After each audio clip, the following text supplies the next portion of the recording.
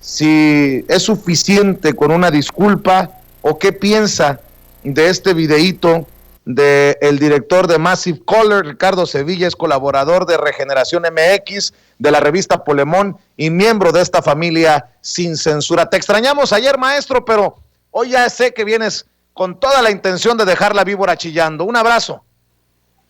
Un abrazo, querido Vicente, querido público. Yo también los extrañé y justo quería yo hablar de este tema y haces una introducción, me parece no solamente que embona muy bien con lo que vamos a comentar, porque recuerda a uno de los principales detractores de toda la vida del presidente López Obrador, cuando era candidato, porque en algún momento fue su amigo, y recordará el público memorioso aquella declaración desafortunadísima que dio Ciro Gómez Leiva precisamente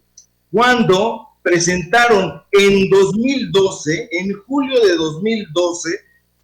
a Peña Nieto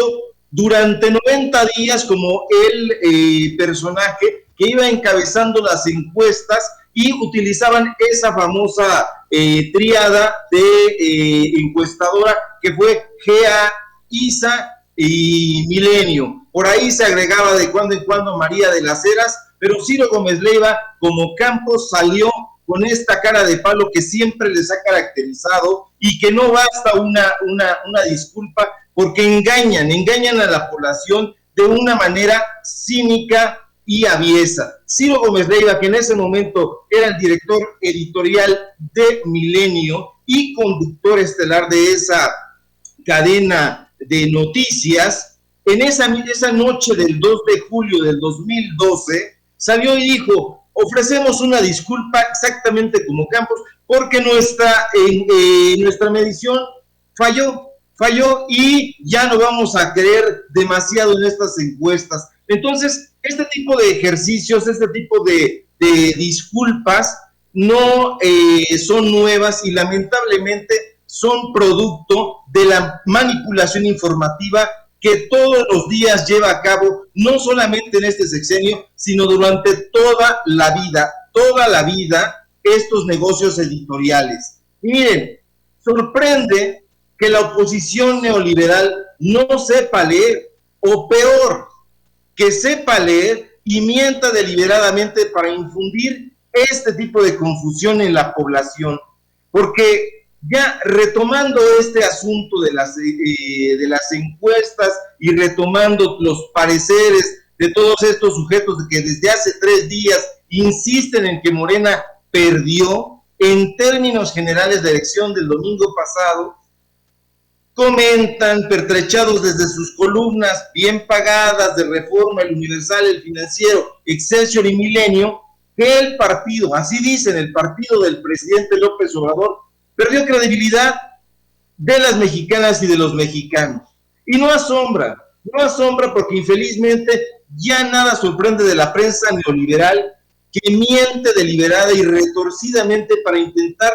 embrollar al pueblo. Tampoco asombra la malevolencia con la que tergiversan la realidad para defender los intereses de los empresarios para los que trabajan.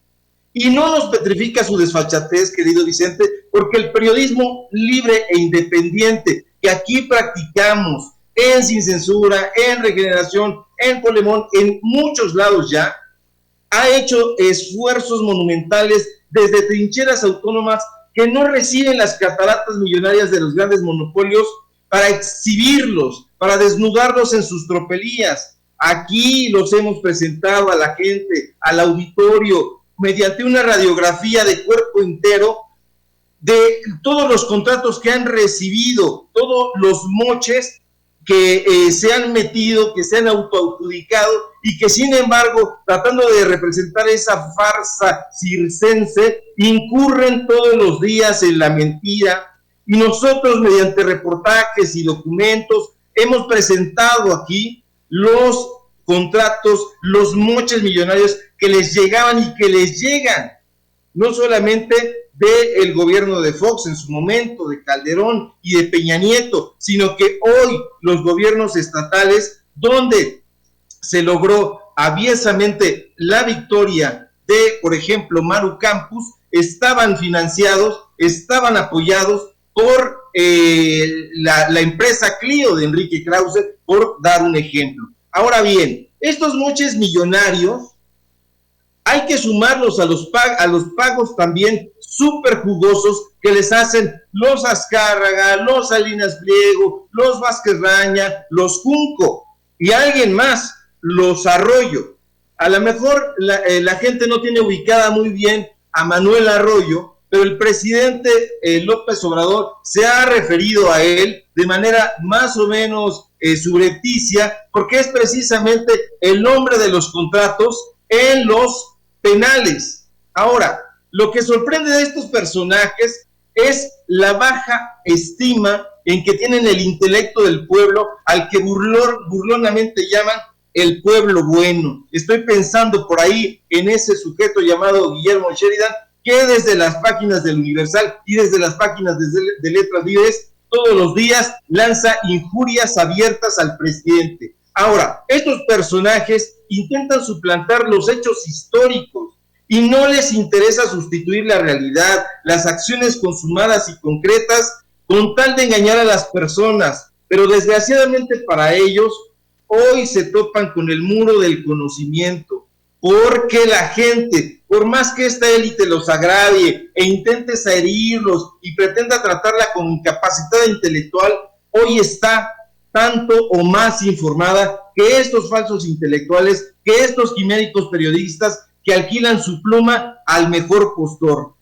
Y oye, es que Ricardo, en 20 años, Vicente, ningún partido político había logrado un resultado en la Cámara de Diputados en elecciones intermedias como las que obtuvo Morena el domingo pasado, y no lo quieren ver. Como en la elección de 2018, Morena fue el partido más votado. Más allá de los datos que ya conocemos, que ganó 11 de los 15 gobiernos estatales que estaban en juego, lo cierto es que el mapa se está pintando, no digamos que de Morena,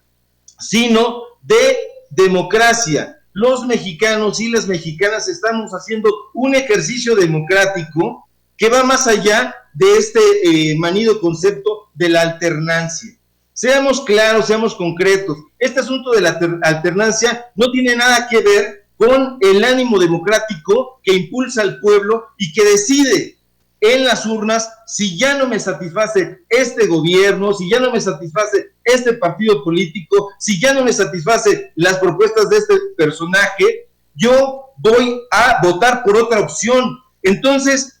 el grueso de la población está actuando de una manera que contradice todas estas conceptos minimizados de la élite, que dice: caray, es que no son doctores, son una clase populachera, como le dice hoy Sergio Sarmiento a la gente en su columna de Reforma, y como le dice también Sergio Aguayo, ganamos en las alcaldías más cortas en la Ciudad de México, con mayor índice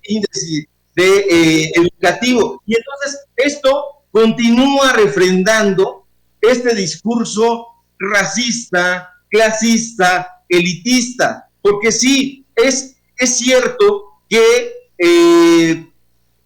Morena le ha dado más impulso al voto popular, pero estos personajes dicen que esto es como una especie de invectiva, que Morena y que el presidente le den más atención a la clase popular, les parece que es una especie de ofensa. Y entonces dicen: ya se dividió el mapa de la Ciudad de México, por ejemplo. Sí, en efecto, pero esta división no tiene que ver con la preferencia electoral de el PAN o de otras opciones, sino con la división que ellos mismos han impulsado desde este discurso clasista y, hay que decirlo también, segregacionista, porque ahora, si nosotros vemos el mapa, hay una división entre la parte oriental y la parte occidental que recuerda aquella novela de Salman Rushdie, y que no es solo el reflejo de la guerra sucia que decía en la mañana el presidente, sino además de esa ofensiva de fake news impulsada por estas élites que desde hace muchísimo tiempo han abierto una brecha económica, una brecha en las políticas sociales, donde nunca se han interesado realmente en fomentar el crecimiento de las clases sociales, en darle oportunidad a las clases marginadas. Esto no es cierto, porque estos pseudoperiodistas no están interesados en si se generan empleos, en si se brindan auténticas oportunidades a la gente pobre, tal como lo están haciendo en la política social de López Obrador. Jamás en todas estas campañas nos dijeron, a ver, este es el análisis del Plan Nacional de Desarrollo 2019-2024. Vamos a analizar por qué no son viables o por qué son una mentira el Programa Nacional de Becas para el Bienestar Benito Juárez, o los jóvenes construyendo el futuro, o los jóvenes escribiendo el futuro de la educación superior. En fin, todas estas becas y todos estos apoyos que en la mañana el presidente con una gran inspiración estaba diciendo y revelando qué es lo que les importa a estos personajes, a estos periodistas, más allá de ser peyorativos, de no analizar, pues continuar dividiendo, porque este es un concepto muy claro de su Maquiavelo: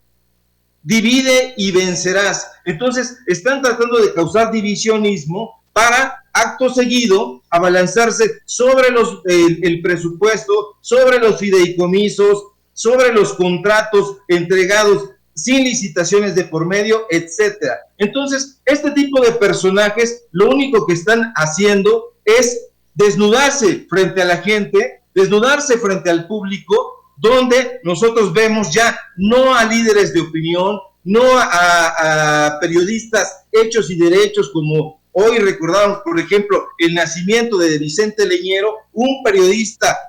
real que fue traicionado incluso por el mismo Carlos Marín, a quien impulsó en proceso. Entonces, este tipo de periodistas ya no existe. El periodismo, lamentablemente, ha sido secuestrado por el dinero, por los pagos millonarios que reciben de Televisa, como dijo el presidente, pero además de todos estos